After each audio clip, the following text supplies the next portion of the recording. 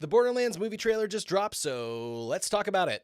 First things first, we saw this on the poster, and it continues to be confirmed in the trailer that we won't be following the original Borderlands squad, comprised of Mordecai, Lilith, Roland, and Brick. But instead, we'll be following the adventures of Lilith, Roland, Tannis, Krieg, and Tina.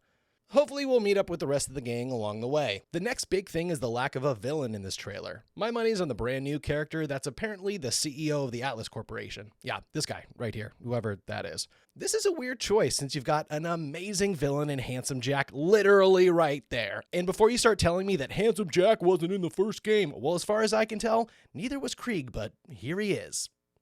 Yay. Bring Jack in and let him be the big bad for the entire trilogy. I loved seeing creatures from the game like the Rack, but also didn't understand why they didn't use characters and vehicles from the games more than they did. Instead, they made up new ones like this guy, that apparently needs to be bigger than Krieg for some reason, but could just as easily have been Nine Toes or someone else. Or these flying helicopter things that maybe should have just been buzzards. Or the numerous cars that may or may not have appeared in the game. Shout out to the runner, though, that they actually made in real life. Getcha right!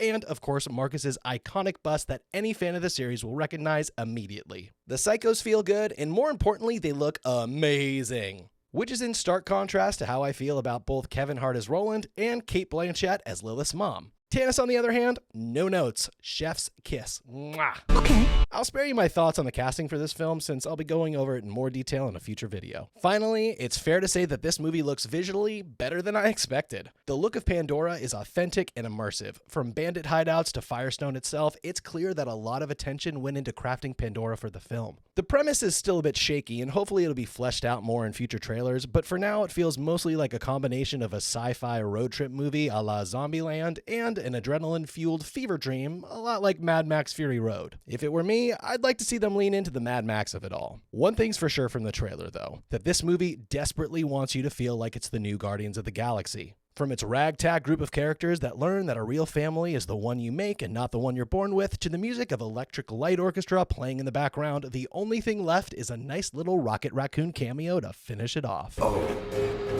yeah.